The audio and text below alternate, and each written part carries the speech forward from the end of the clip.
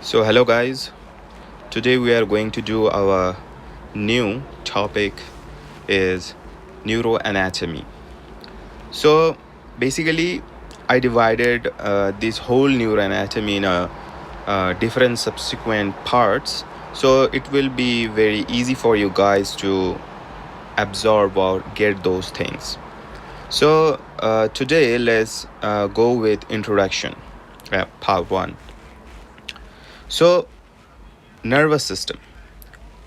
If we are talking or if we try to classify this nervous system according to their functions or physiology, so how many part we will get here?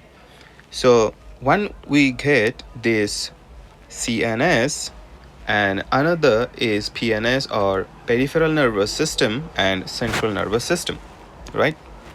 Now let's focus to the central nervous system. Central nervous system has two parts. One is brain. Okay, so central nervous system has two parts. One is brain and another one is spinal cord. Okay, so we will go to a diagram to visualize these things, but for now just focus here. And in peripheral nervous system we will find two components. One is sensory peripheral nervous system and another one is motor peripheral nervous system. Okay, now let's dive into here. Sensory peripheral nervous system.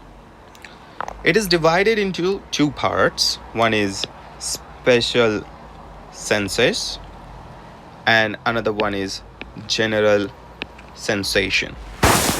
So when we talk about this spatial sensation, so what are these spatial sensation?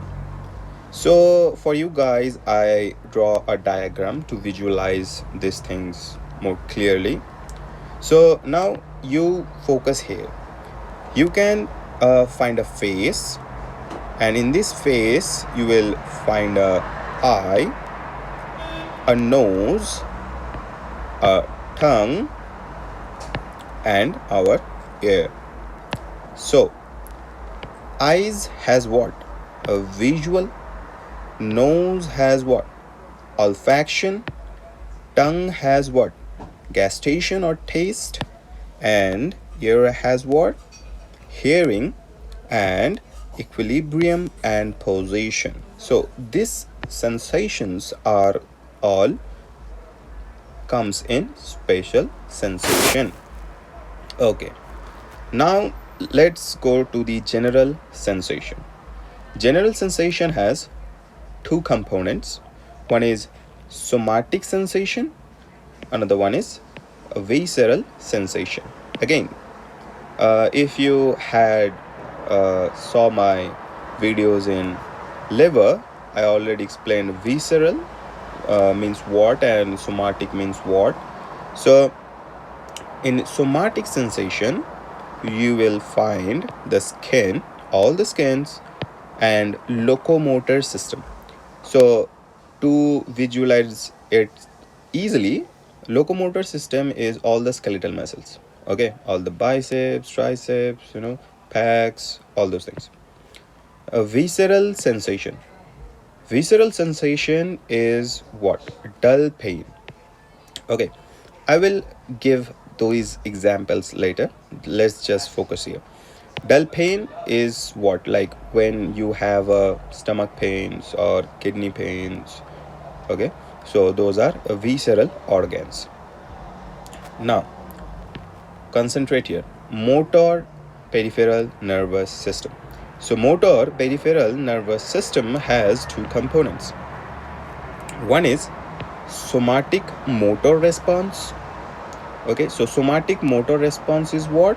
Like when you flex, that is one response. And another one is involuntary or autonomic motor response, which is what? When you have no control over it and you know something, like when you see a beautiful girl, your eyes follows the girl, something like that. Now, this autonomic has two components. One is sympathetic nervous system. Normally we say it increases the activity, and parasympathetic nervous system. Okay, cool. Now let's come here.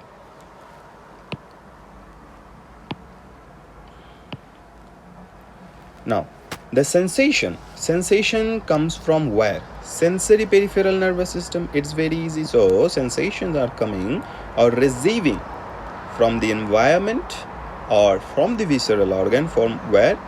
From the sensory peripheral nervous system. So this sensation will travels to where? Central nervous system. Maybe it is going directly to the brain or directly to the spinal cord.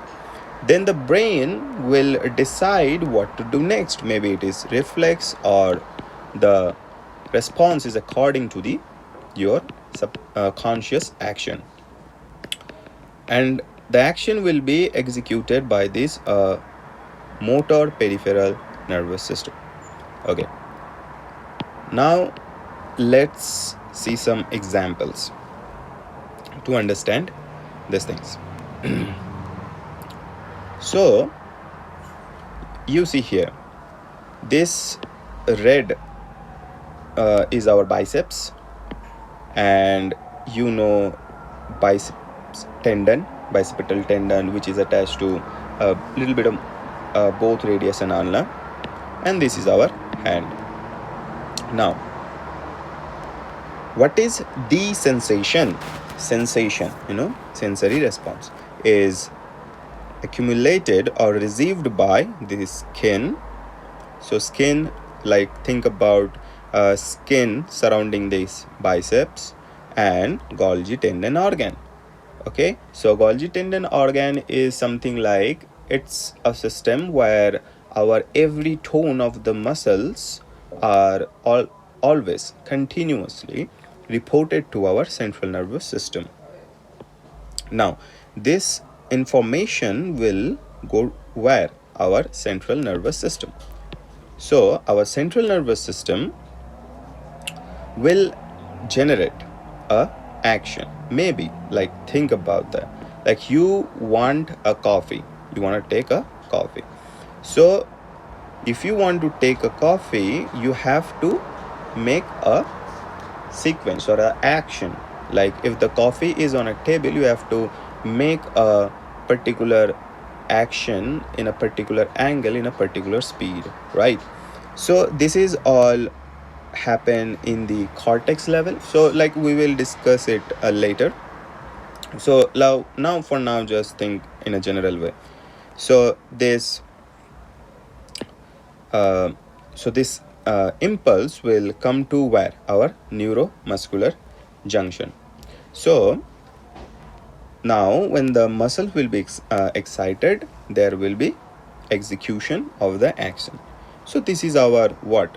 Example of the somatic sensation. Now let's see spatial sensation. When we talked about the spatial sensation, take an example.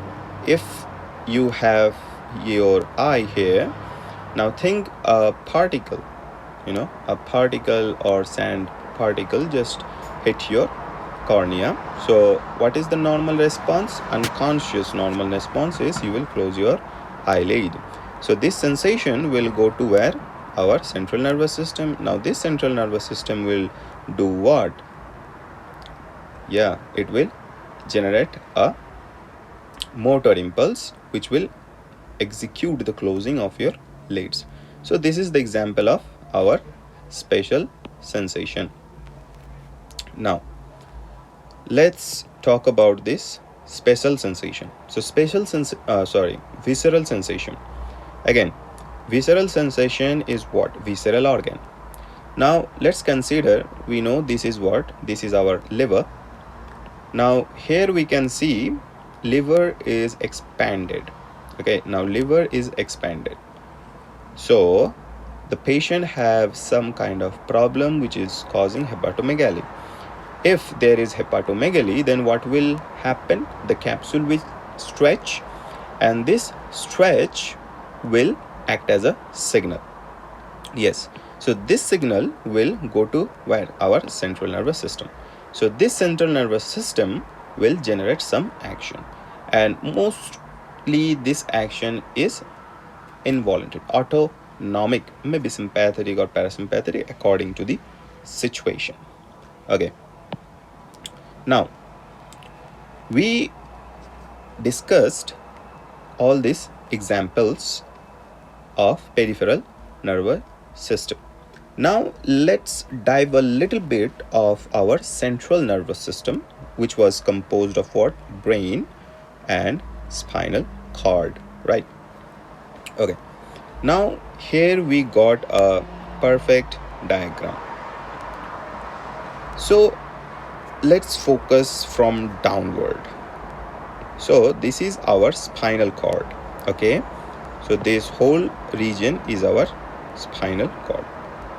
Above this spinal cord you will find, so just remember this sequence. Okay, so remember this sequence because this is the actual sequence how our brain and spinal cord is located.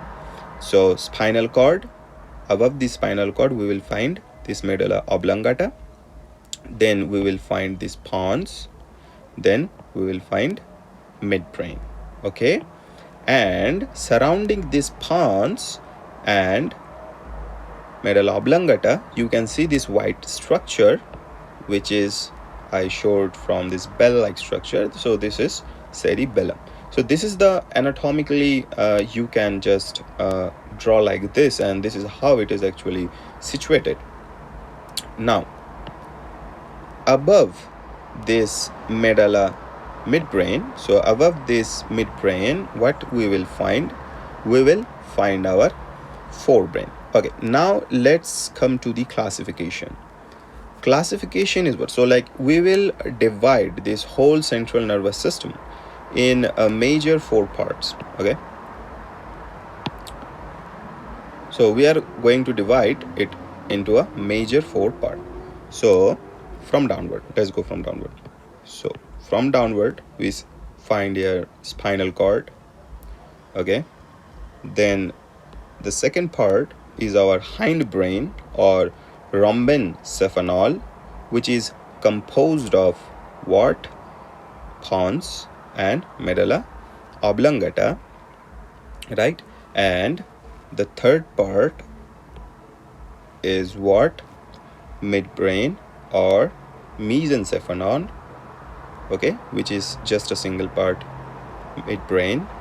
Now the fourth part is what? Wait a sec.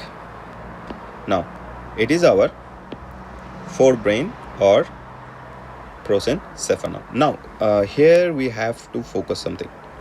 Prosencephalon or forebrain has 2 parts. One is telencephalon, another one is diencephalon. So telencephalon and diencephalon. So which is what? So in picture, focus here, you will find 2 eggs here. Okay, and it is inside of this cortex. So this 2 eggs here is known as diencephalon. So we just draw 2 eggs. So basically this will form in later, we will see the thalamus structure. Okay, and telencephalon, what is telencephalon? Now see here, this all peripheral structure. Okay, this all peripheral structure or at the cortex, this part is known as telencephalon. How to remember this? It's very easy. Just think Diana, so Diana is at the center, and these are all telescopes, the cameras kind of thing like that, and this is like focusing to our Diana. So yeah, this is the end of our part 1 introduction.